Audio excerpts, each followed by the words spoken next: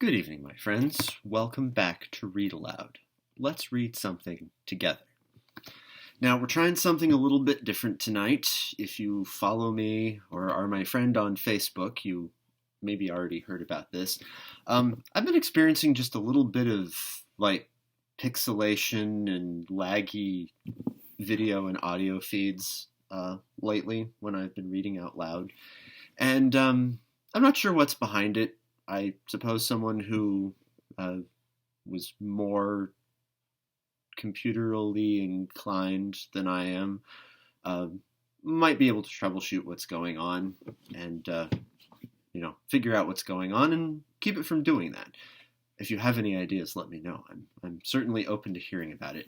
But anyway, in an attempt to save you the stress and aggravation of having Read Aloud just suddenly disappear in the middle, like what happened when I was reading to you on Wednesday night, I'm pre-recording this. I'm recording this in Photo Booth, Go Mac OS, and when I'm done reading, I will upload this to Facebook. Not live, but, it's okay. And then I'll also upload it on YouTube if you're one of those people who's into that. So we'll see if this takes care of the issues of bandwidth and that sort of thing. And we will also see if this preserves enough of the magic. I think most people watch this after the initial live broadcast. So if this just completely ruins it for you, please let me know, and I will take that into consideration. But, pre-recording does open up all kinds of fascinating possibilities for post-production and recording stuff. I don't necessarily have to record in the dark of my basement after everyone is asleep. I can record stuff really anytime I have some time and acoustical privacy. So, anyway, all that to say, let me know how this slight change in format for tonight works, and this can become a permanent thing, or it can become a one-off thing, or it can just become one of those things that I reserve the right to do if it seems like the right thing at any given point in our journey together. So, anyway, whatever the case may be, thank you for your flexibility tonight, and I really am interested in hearing what you feel and what you think about it. So, let's read at least one chapter tonight. I know because I'm pre-recording this at the time I normally go live, those 2 to 5 people who watch this live are no doubt eagerly awaiting me submitting this so that they can watch it. So, let's read chapter 16. Diana is invited to tea with tragic results. And we'll see how much time that takes, and we'll see how we're feeling. We might just do one chapter tonight and chalk it up as a sample and see how everyone's feeling, and we might go on. So, anyway, we are ready to begin. So, the last time we read, Anne had a couple of run-ins with her teacher and decided that she didn't want to go to school anymore. And Marilla, after taking some advice from Mrs. Rachel, decided that she wasn't going to fight Anne on it. And the last chapter, ended with Anne just being completely just incapacitated with sorrow at the thought of someday her new bosom friend Diana getting married and leaving her. Just the fact that someday it's going to happen, even though they're both 11, it just... And Marilla was unable to keep it together and just burst into just an uncontrollable fit of laughter. It was amazing. So, let us read chapter 16. Diana is invited to tea with tragic results. Of course, this is in Anne of Green Gables, written by Lucy Maud Montgomery. All read-alouds are in the public domain in these United States. Chapter 16. October was a beautiful month at Green Gables, when the birches in the hollow turned as golden as sunshine, and the maples behind the orchard were royal crimson, and the wild cherry trees along the lane put on the loveliest shades of dark red and bronzy green, while the fields sunned themselves in aftermaths. Anne reveled in the world of color about her. "Oh, Marilla," she exclaimed one Saturday morning, coming dancing in with her arms full of gorgeous boughs. "I'm so glad I live in a world where there are Octobers. It would be terrible if we just skipped from September to November, wouldn't it? Look at these maple branches. Don't they give you a thrill? Several thrills? I'm going to decorate my room with them." "Messy things," said Marilla, whose aesthetic sense was not noticeably developed. "You clutter up your room entirely too much with out-of-door stuff, Anne. Bedrooms were made to sleep in."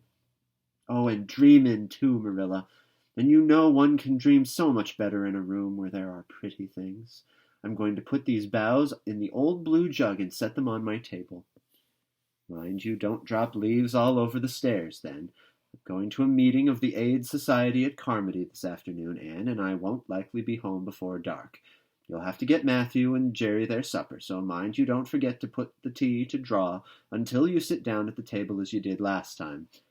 "It was dreadful of me to forget," said Anne apologetically, "but that was the afternoon I was trying to think of a name for Violet Vale, and it crowded other things out. Matthew was so good. He never scolded a bit. He put the tea down himself and said we could wait a while as well as not. And I told him a lovely fairy story while we were waiting, so he didn't find the time long at all. It was a beautiful fairy story, Marilla. I forgot the end of it, so I made up an end for it myself, and Matthew said he couldn't tell where the join came in." "Matthew would think it all right, Anne, if you took a notion to get up and have dinner in the middle of the night. But if you keep your wits about you this time. And I don't really know if I'm doing right. It may make you more addle-pated than ever, but you can ask Diana to come over and spend the afternoon with you and have tea here." "Oh, Marilla!" Anne clasped her hands. "How perfectly lovely! You are able to imagine things after all, or else you'd never have understood how I've longed for that very thing. It will seem so nice and grown-uppish. No fear of my forgetting to put the tea to draw when I have company. Oh, Marilla, can I use the rosebud spray tea set?" "No, indeed. The rosebud tea set. Well, what next? You know I never use that except for the minister or the aides. You'll put down the old brown tea set, but you can open the little yellow crock of cherry preserves. It's time it was being used anyhow. I believe it's beginning to work. And you can cut some fruit cake and have some of the cookies and snaps." "I can just imagine myself sitting down at the head of the table and pouring out the tea," said Anne, shutting her eyes ecstatically, "and asking Diana if she takes sugar. I know she doesn't, but of course I'll ask her, just as if I didn't know, and then pressing her to take another piece of fruit cake and another helping of preserves. Oh, Marilla, it's a wonderful sensation just to think of it. Can I take her into the spare room to lay off her hat when she comes, and then into the parlor to sit?" "No. The sitting room will do for you and your company. But there's a bottle half full of raspberry cordial that was left over from the church social the other night. It's on the second shelf of the sitting-room closet, and you and Diana can have it if you like, and a cookie to eat with it along in the afternoon, for I dare say Matthew will be late coming in to tea since he's hauling potatoes to the vessel." Anne flew down to the hollow, past the Dryad's bubble, and up the spruce path to Orchard Slope to ask Diana to tea. As a result, just after Marilla had driven off to Carmody, Diana came over, dressed in her second-best dress, and looking exactly as it is proper to look when asked out to tea. At other times she was wont to run into the kitchen without knocking, but now she knocked primly at the front door, and when Anne, dressed in her second-best, as primly opened it, both little girls shook hands as gravely as if they had never met before. This unnatural solemnity lasted until after Diana had been taken to the east gable to lay off her hat, and then had sat for 10 minutes in the sitting-room, toes in position. "How is your mother?" inquired Anne politely, just as if she had not seen Mrs. Barry picking apples that morning in excellent health and spirits. "She is very well, thank you. I suppose Mr. Cuthbert is hauling potatoes to the Lily Sands this afternoon, is he? Said Diana, who had ridden down to Mr. Harmon Andrews that morning in Matthew's cart. Yes, our potato crop is very good this year. I hope your father's potato crop is good, too. It is fairly good, thank you. Have you picked many of your apples yet? Oh, ever so many, said Anne, forgetting to be dignified and jumping up quickly. Let's go out to the orchard and get some of the red sweetings, Diana. Marilla says we can have all that are left on the tree. Marilla is a very generous woman. She said we could have fruit cake and cherry preserves for tea. But it isn't good manners to tell your company what you are going to give them to eat, so I won't tell you what she said we could have to drink. Only it begins with an R and a C, and it's a bright red color. I love bright red drinks, don't you? They taste twice as good as any other color.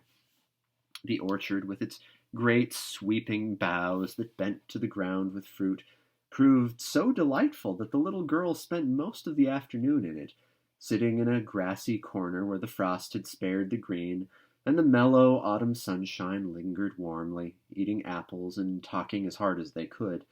Diana had much to tell Anne of what went on in school. She had to sit with Gertie Pye, and she hated it.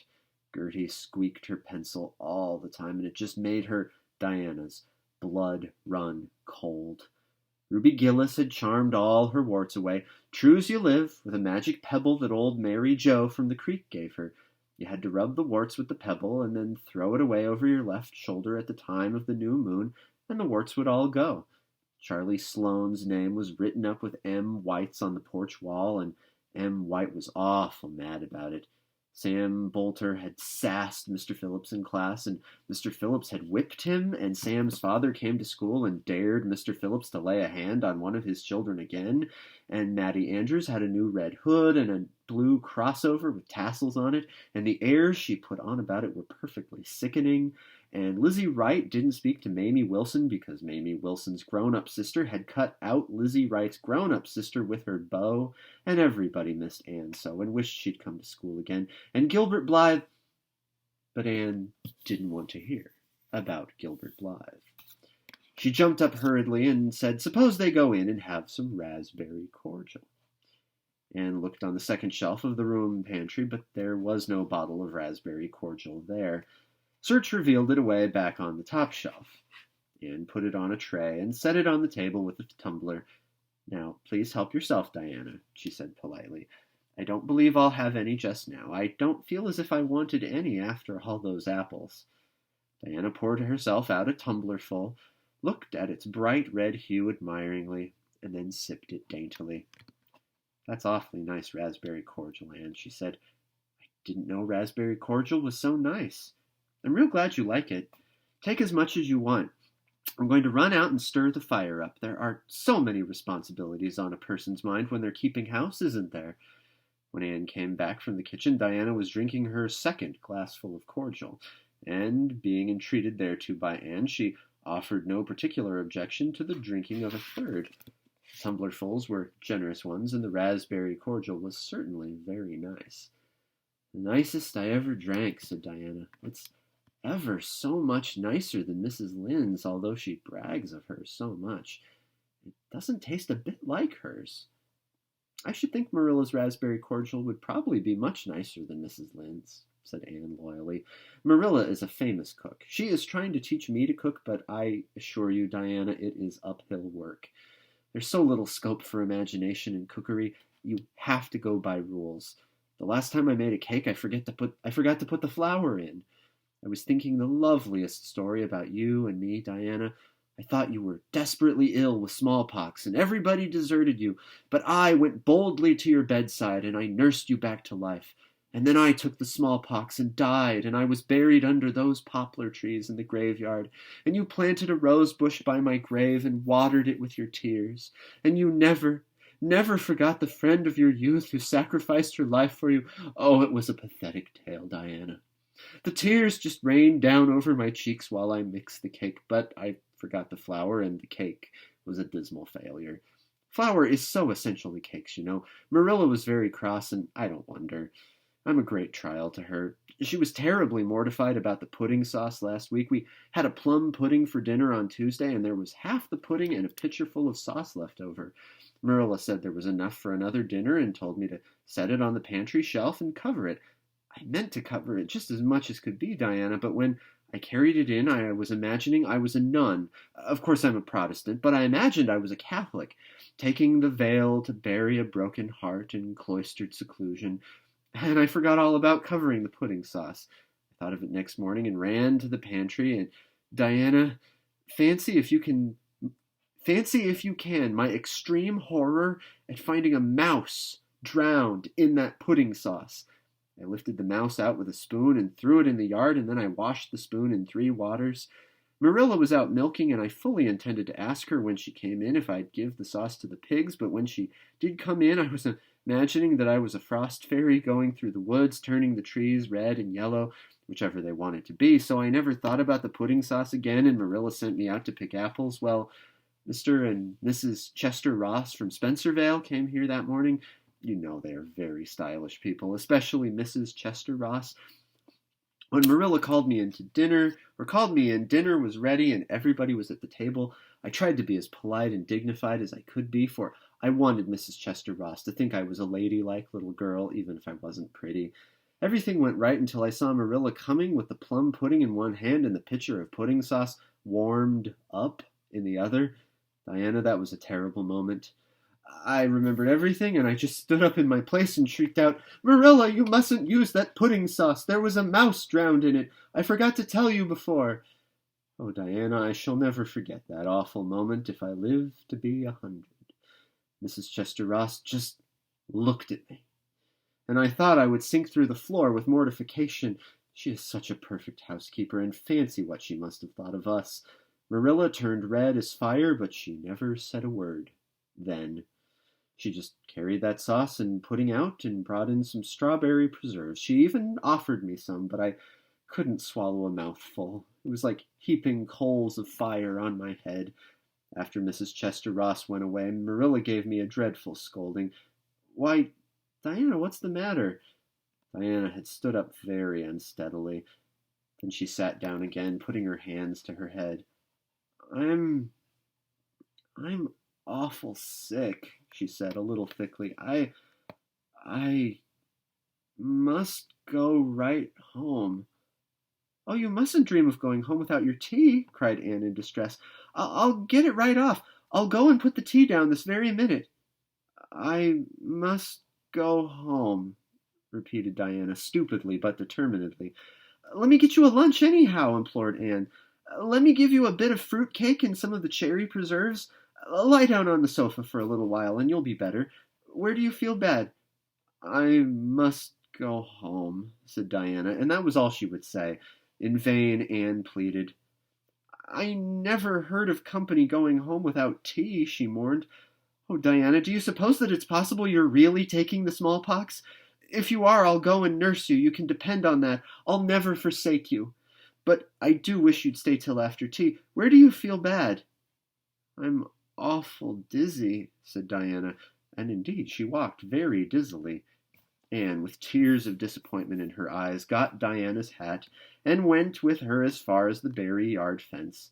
Then she wept all the way back to Green Gables, where she sorrowfully put the remainder of the raspberry cordial back into the pantry and got tea for Matthew and Jerry, with all the zest gone out of the performance. The next day was Sunday, and as the rain poured down in torrents from dawn till dusk, Anne did not stir abroad from Green Gables. Monday afternoon Marilla sent her down to Mrs. Lynde's on an errand. In a very short space of time Anne came flying back up the lane, with tears rolling down her cheeks. Into the kitchen she dashed and flung herself downward on the sofa in an agony. "Whatever has gone wrong now, Anne?" queried Marilla in doubt and dismay. "I do hope you haven't gone and been saucy to Mrs. Lynde again." No answer from Anne, save more tears and stormier sobs. "And Shirley, when I ask you a question, I want to be answered. Sit right up this very minute and tell me what you are crying about." Anne sat up, tragedy personified. Mrs. Lynde was up to see Mrs. Barry today, and Mrs. Barry was in an awful state, she wailed. She says that I set Diana drunk Saturday and sent her home in a disgraceful condition, and she says I must be a thoroughly bad, wicked little girl, and she's never going to let Diana play with me again. Oh, Marilla, I'm just overcome with woe. Marilla stared in blank amazement. Set Diana drunk, she said when she found her voice. Anne, are you or Mrs. Barry crazy? What on earth did you give her? Not a thing but raspberry cordial, sobbed Anne. I never thought raspberry cordial would set people drunk, Marilla, not even if they drank 3 big tumblerfuls as Diana did. Oh, it sounds so like Mrs. Thomas's husband. But I didn't mean to set her drunk. Drunk fiddlesticks, said Marilla, marching to the sitting-room pantry. On the shelf there was a bottle which she at once recognized as one containing some of her 3-year-old homemade currant wine, for which she was celebrated in Avonlea, although certain of the stricter sort, Mrs. Barry among them, disapproved strongly of it. And at the same time Marilla recollected that she had put the bottle of raspberry cordial down in the cellar instead of the pantry, as she had told Anne. She went back to the kitchen with the wine bottle in her hand. Her face was twitching in spite of herself. Anne, you certainly have a genius for getting into trouble. You went and gave Diana currant wine instead of raspberry cordial. Didn't you know the difference yourself? I never tasted it, said Anne. I thought it was cordial. I meant to be so hospitable. Diana got awfully sick and had to go home. Mrs. Barry told Mrs. Lynde she was simply dead drunk. She just laughed silly like when her mother asked what was the matter and went to sleep and slept for hours. Her mother smelled her breath and knew she was drunk. She had a fearful headache all day yesterday. Mrs. Barry is so indignant.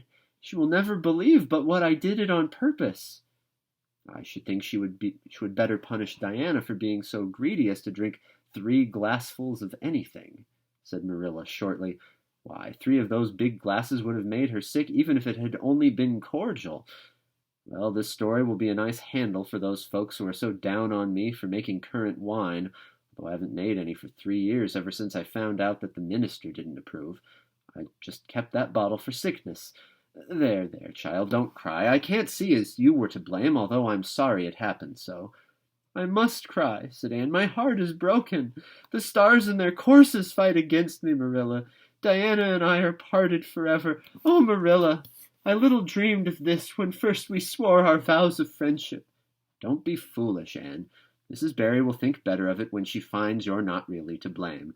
I suppose she thinks you've done it for a silly joke or something of that sort.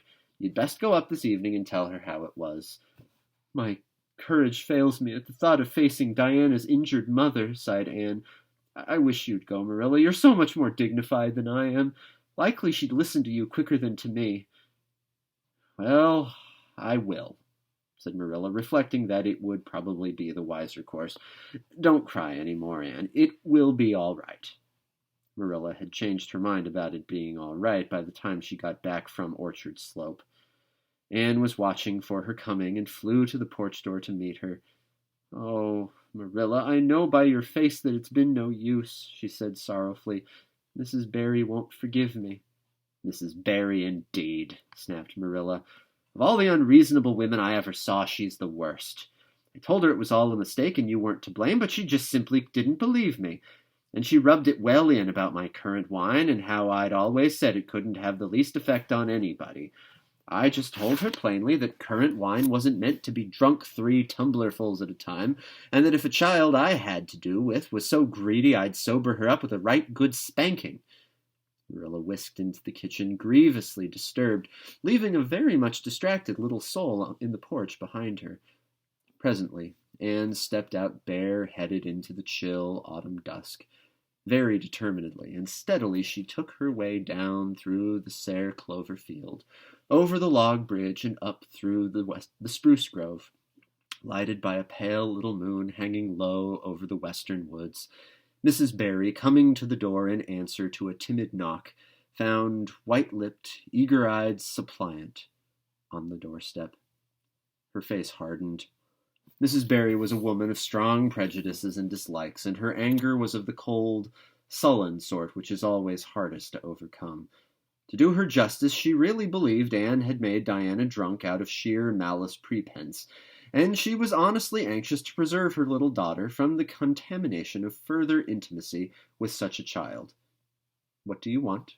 she said stiffly. Anne clasped her hands. "Oh, Mrs. Barry, please forgive me. I did not mean to intoxicate Diana. How could I?